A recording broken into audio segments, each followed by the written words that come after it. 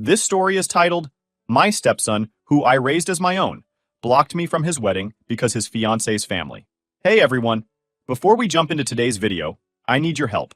We've noticed the channel is losing some traction, and subscribing is one of the best ways you can support us. It's quick, free, and it helps us keep bringing you awesome content. Your support means the world. Let's keep this channel growing together. Thanks so much. Now let's start the video. Hey Reddit, this is a bit of a messy one, so bear with me. Alright, here goes. I'm 52 female, and this story's about me and Alex, 25 male, my stepson, though I don't even like calling him that.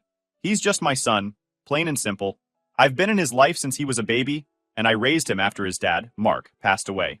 But as much as I love him, I'm not sure I even recognize him anymore. Let me take you back. Mark and I met when Alex was only 6 months old. His mom had passed away during childbirth, and Mark was doing his best to juggle work and being a single dad. When we met, it wasn't one of those whirlwind romances, more like a slow, steady burn. We clicked because we were both hardworking, no-nonsense people. Mark was sweet but practical, and I admired how he doted on Alex, even when he was clearly exhausted. By the time we got married a year later, Alex was toddling around and calling me mama. Back then, life felt pretty perfect. Mark had a good job, and I started working part-time at a local diner. We bought a modest little house in a quiet neighborhood. 3 bedrooms, 1 bath, a big backyard where Alex could run around. It wasn't fancy, but it was ours. Things changed when Alex was 5. Mark passed away suddenly. An aneurysm. One day he was there, laughing at dinner, tucking Alex into bed, and the next, he was gone. I woke up that morning and noticed he hadn't moved. I thought he was just sleeping in for once, but when I nudged him, his body was cold. I can't describe the panic that took over. I remember screaming his name, dialing 911 with shaking hands, and trying to keep Alex away from the bedroom. When the paramedics told me he was gone, I was devastated. But I didn't have the luxury of falling apart. Alex was clinging to my leg, asking where Daddy was, and I had to be strong for him. After Mark's death, it was just me and Alex against the world. Money was tight, and I had to pick up extra shifts at the diner to make ends meet. I sold Mark's car and some of his tools to cover the funeral costs. I cried myself to sleep most nights, but I always made sure Alex never saw.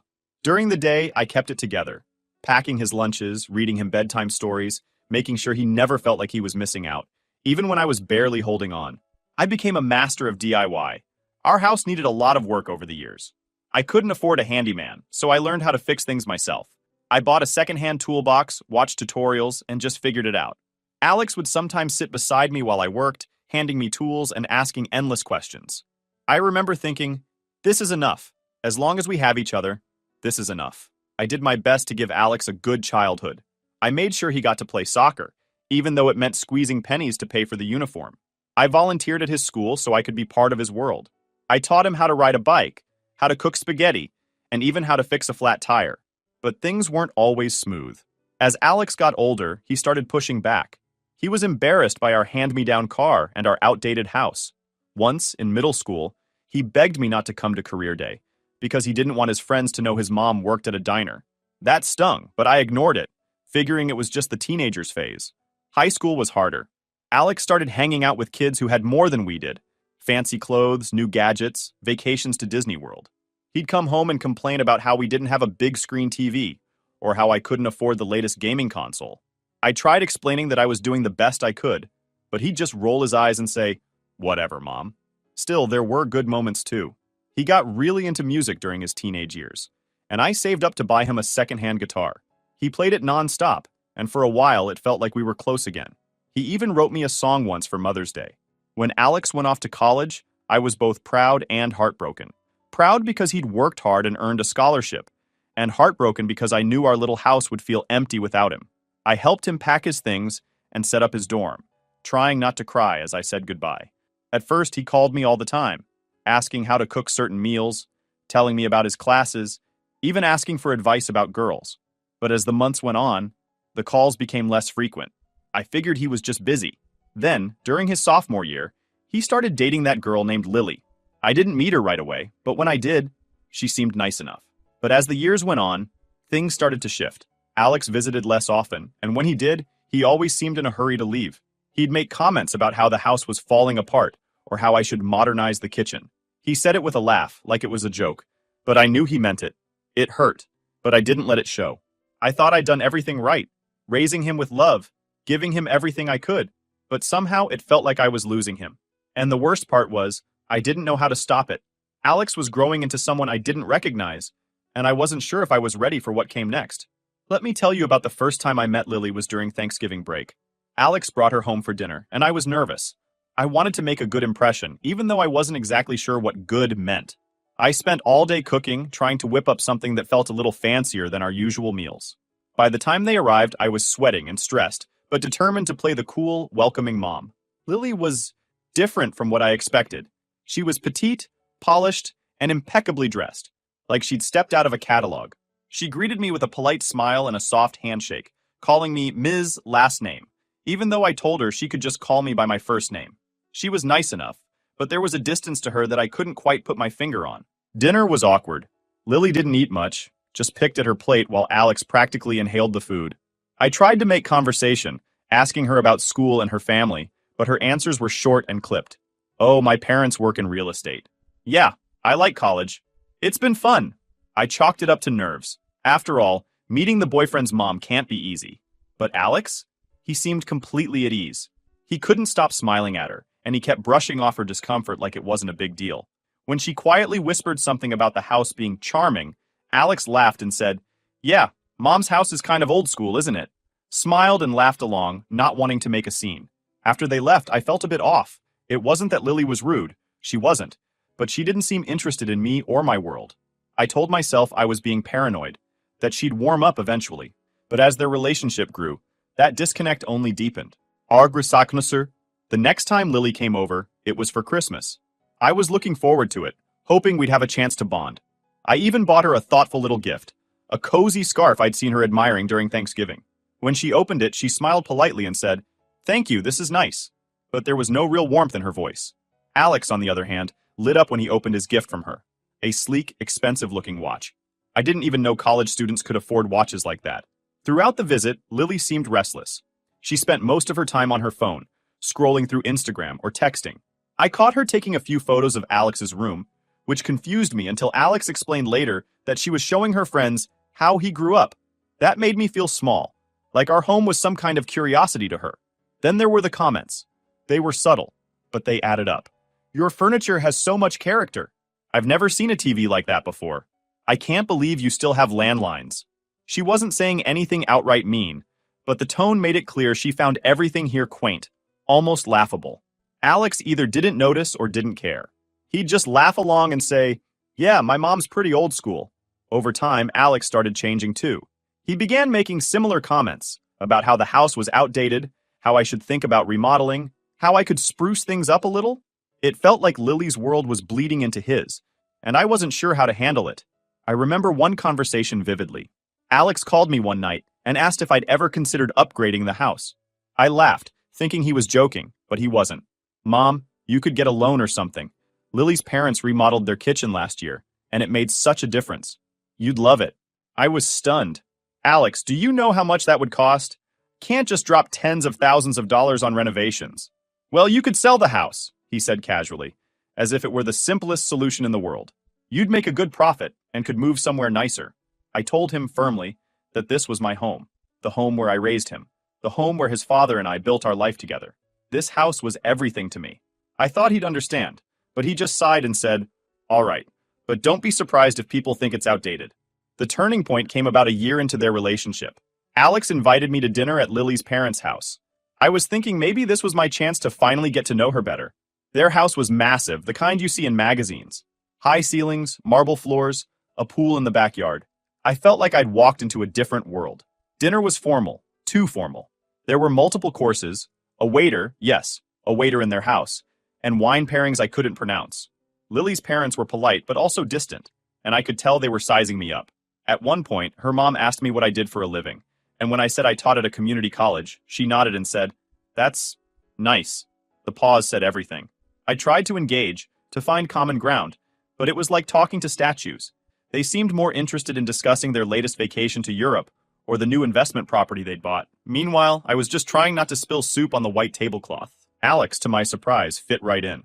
He laughed at their jokes, joined in on their conversations about stocks and market trends, although his genuine self wasn't like that, and barely acknowledged me the whole night. I felt invisible, like I was just there to fill a seat. After dinner, as we were leaving, Lily's dad pulled Alex aside and handed him an envelope. I didn't think much of it until later, when I overheard Alex telling Lily it was a check to help him get on his feet. I couldn't believe it. Here I was, scrimping and saving to help him through college. And these people who didn't even know him, were just handing him money like it was nothing. That night, as I drove home, I couldn't stop replaying the evening in my head. It was clear that Lily came from a completely different world, one I'd never be part of. And Alex? He seemed to be slipping further into that world with every passing day. I felt like I was losing him, like the bond we'd built over the years was unraveling, and I didn't know how to stop it. By the time I got home, I was exhausted, physically, emotionally, everything. I sat in the living room, looking around at the house that I'd worked so hard to keep, and for the first time, it didn't feel like home. It felt like a relic of a life Alex was leaving behind, and I had no idea where that left me. Then, out of nowhere, Alex told me he and Lily were engaged. I wanted to be happy.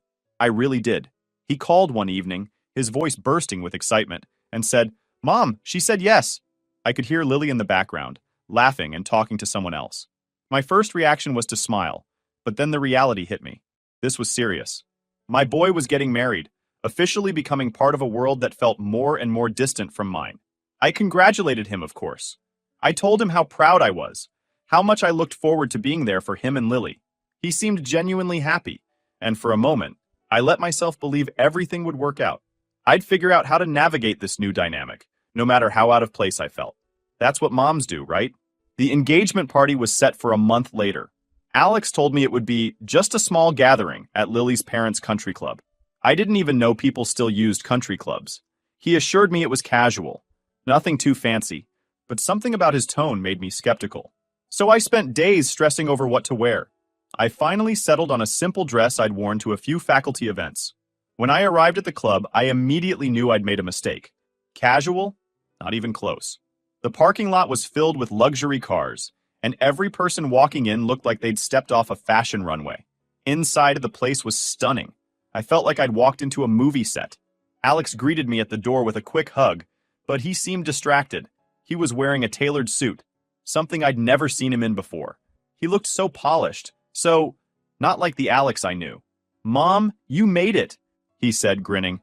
"Lily's parents are going to love meeting you." As I stepped further into the room, I realized I was completely out of my depth. Groups of people stood around in clusters, discussing things like stock portfolios, art galleries, and vacation homes. I stood awkwardly by the entrance for what felt like forever, before Alex finally introduced me to Lily's parents. "Mom, this is Mr. and Mrs. Harper," Alex said, gesturing to a tall man in a crisp suit, and a woman wearing a designer dress that probably cost more than my car. Mrs. Harper smiled, but it didn't reach her eyes. "It's so nice to finally meet you." Mr. Harper shook my hand firmly and said, "Alex has told us so much about you." I wondered if any of it was true. I tried to make conversation, but it quickly became clear we had nothing in common. When Mrs. Harper asked if I'd traveled much, I mentioned a road trip Alex and I had taken to the Grand Canyon when he was a kid. She smiled politely and said, "Oh, how quaint." Quaint? I think she could have chosen a better word. I excused myself soon after, retreating to a corner where I could just observe. It didn't take long for the cracks to show. Lily was making her rounds, introducing Alex to her parents' friends like he was a prize trophy. He smiled and nodded, but I could see the tension in his shoulders. At one point, she laughed and said, "Isn't Alex just the perfect fit for our family?" The way she said it made me disgusted, like he was being molded into something he wasn't. Then there were the whispers. I caught snippets of conversations as I moved through the crowd. "Oh, she's his mother?" someone said, their tone dripping with judgment. "I thought she'd be more put together." Another person laughed quietly. I tried to ignore it, but it was impossible not to feel the weight of their words. Meanwhile, Alex and Lily were at the head table, laughing and toasting with her parents. I couldn't help but notice how at home he seemed in their world, while I felt like an outsider looking in.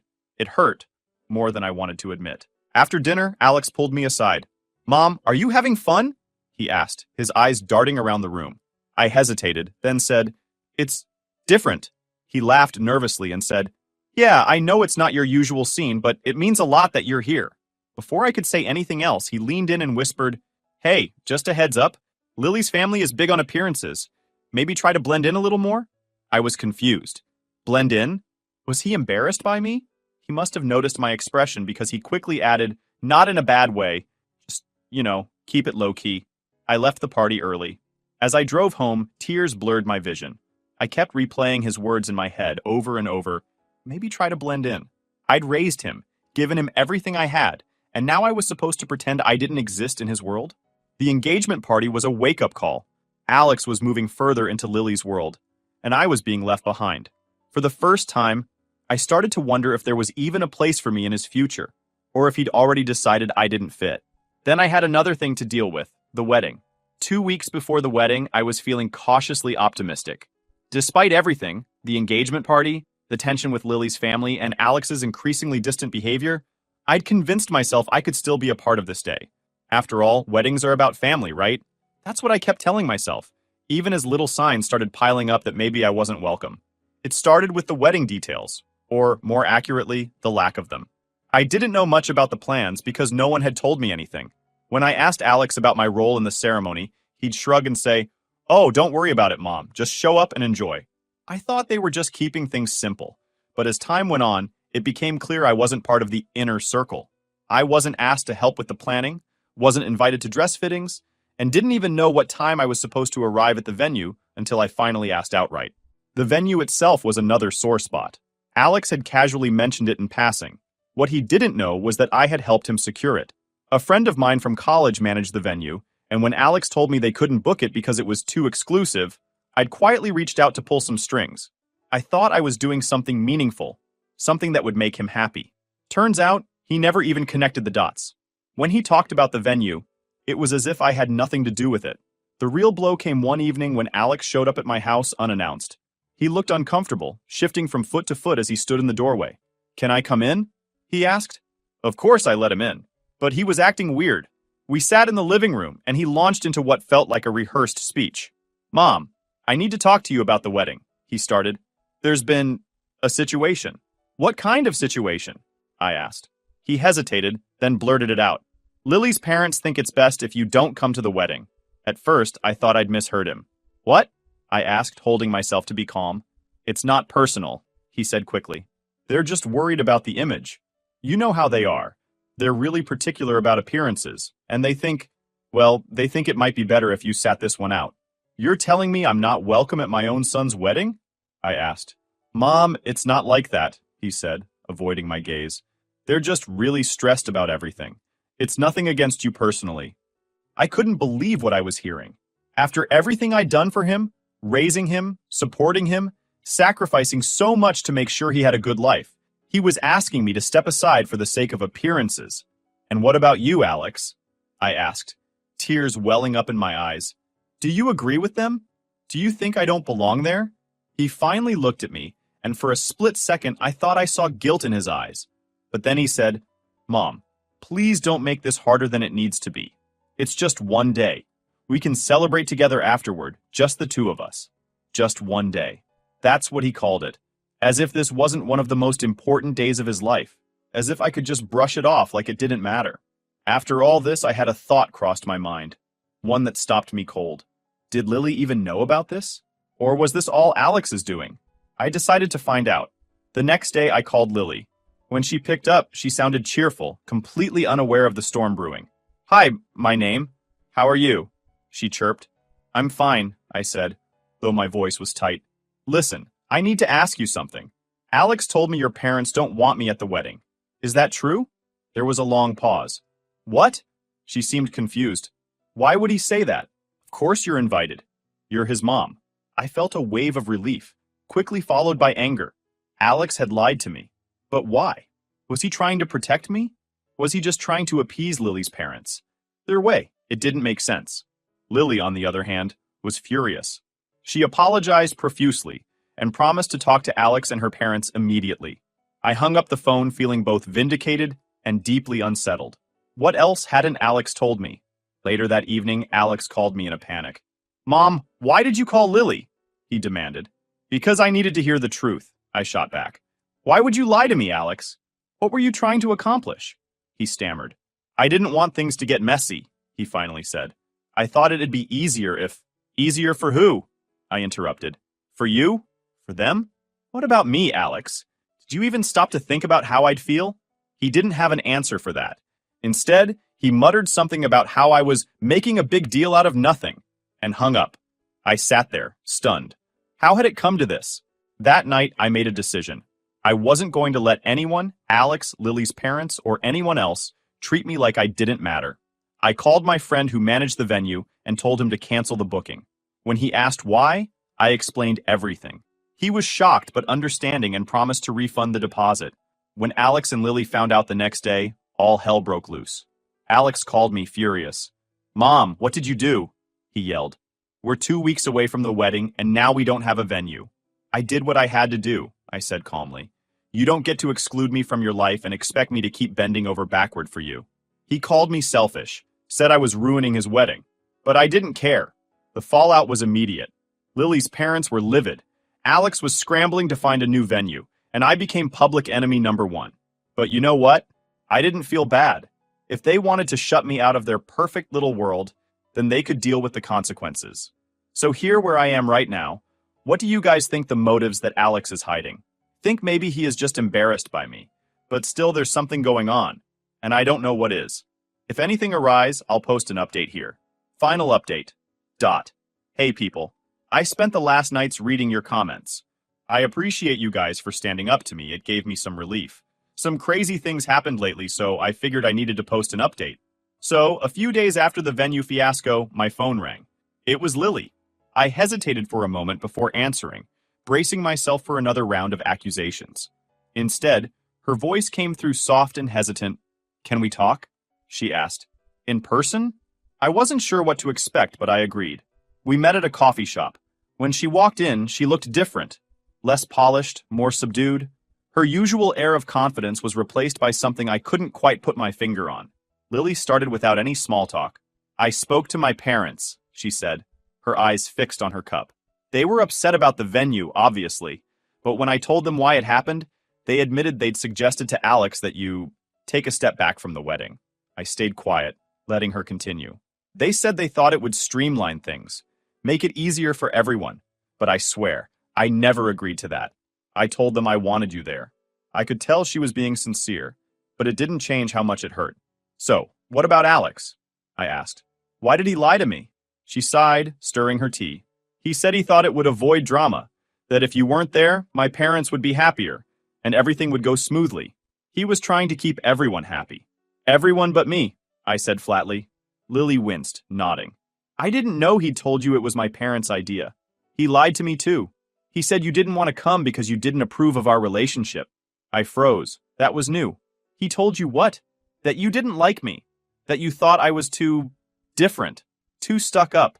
Hearing that broke something in me.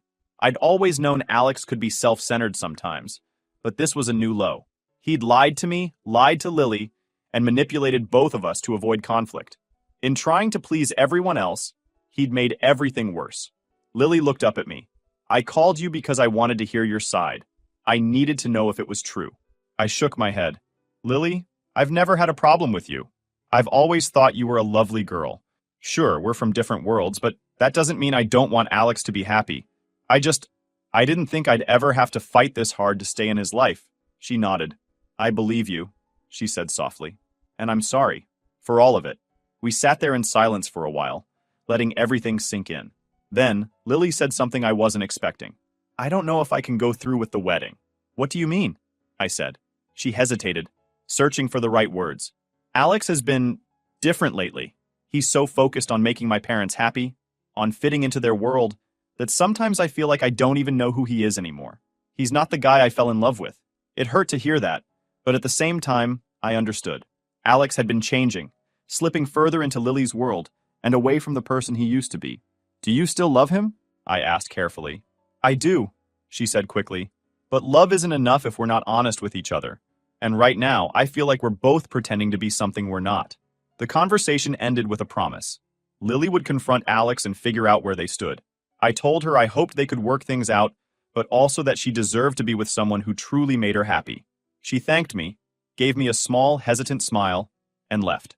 I drove home feeling a strange mix of emotions and a tiny spark of hope that maybe, just maybe, things could still be set right.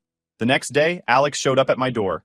He looked like he hadn't slept. his hair a mess and dark circles under his eyes. "We need to talk," he said.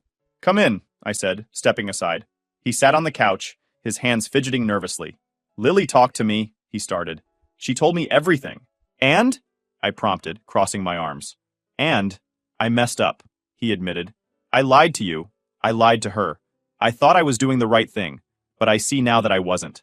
I just made everything worse." For a moment, I didn't say anything. I wanted to yell, to tell him how much he'd hurt me, but I also saw the regret in his eyes. "Why, Alex?" I finally asked. "Why did you feel like you had to lie?" He looked down at his hands. "Because I was scared. Scared that if I couldn't make everyone happy, I'd lose her. And scared that if I stood up to her parents, she'd see me as a failure. I didn't want to lose either of you." For all his mistakes, Alex was still that little boy I'd raised, desperate for approval, terrified of letting people down. But that didn't excuse what he'd done. "I don't know what to say, Alex," I told him honestly. "You hurt me. You lied to me, and you treated me like I didn't matter. I've always tried to be there for you, but right now, I don't know how to move past this." He nodded. "I know, and I'm so sorry. I don't expect you to forgive me right away, but I want to make it right. I just don't know how." We sat in silence for a long time after that. Finally, I said, "The first step is being honest. With me, with Lily, and with yourself. If you want to fix this, you have to stop trying to please everyone and figure out what you really want." Alex left that day with a lot to think about, and so did I. In the weeks that followed, life felt strangely quiet. I hadn't heard from Alex since our conversation. Then, one morning, the phone rang. It was Lily. "Hi, my name," she said hesitantly. "I wanted to let you know." I called off the wedding. The words hung in the air for a moment before I could respond. "Oh, Lily," I said softly. "I'm so sorry." She sighed, and I could hear the weight of her decision in her voice. It wasn't an easy choice, but I couldn't go through with it. Alex and I had a long talk, and I realized we were both trying so hard to fit into roles that didn't feel right. I love him, but I don't think we're ready for marriage. Not like this. I didn't know what to say.